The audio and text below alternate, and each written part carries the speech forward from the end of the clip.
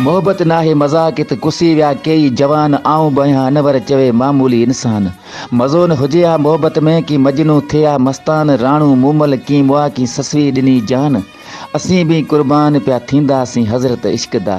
साईं मुंहिंजा सदाए सहरा थरी आवाज़ है नदीम जुमानी रो।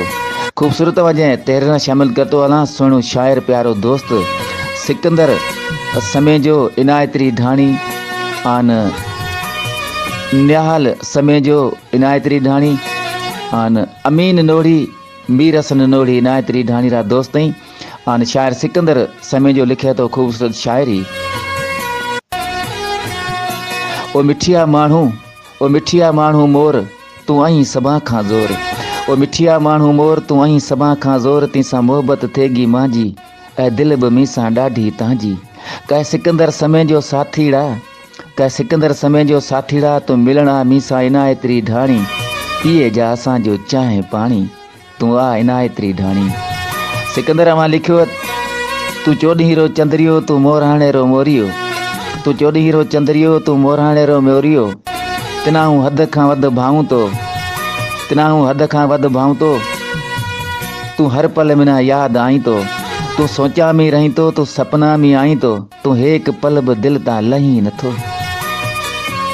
काजे मिलण रा ओ हंध याद आई ता। ओ कारे रातें ओ चांदण के रातें। ओ तड़ा मड़ा ओ गस गारा ओ वारी रा दड़ा आन ओ गोठ रा रेला जिथ। आपी बेसे बई प्या कुर्बरें कचेरें करता अने मिठ के वातें करता। ती कई कसम खणिया हता आन वायदा वचन बि कर्या हता। त भला धरती रो धर उथले पे पर हूं तेसां कॾहिं बि धार कोन्हे थी। हा साथीड़ा ज़माने हर हीला हलाया वॾा वस लॻाया पर ती कहिड़ो कान कोन करियो। तू मूंखां धार न थियो तू सची दिल सां मुंहिंजो साथ निभातो आयो। ओ जानीड़ा तना सलाम है सिरा साथीड़ा ती अपने साथ ना सलामत रखियो। तू कॾहिं चिमचारे चवण ते जुदा कोन्हे थियो। ओ सिरा साथीड़ा तू दिल वॾी कर हूं सिकंदर समय जो। हूं सिकंदर समय जो सिर्फ़ तव्हांजो आ तव्हांजो ए रईस। ताजे हर हुकम ते ओॾे आईस।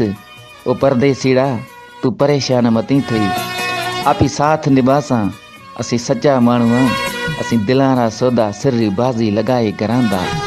सिकंदर समय जहिड़ो तीसां सदाई साथ रास। तू परवाह न कर आपां सी गॾु अलाह पाक।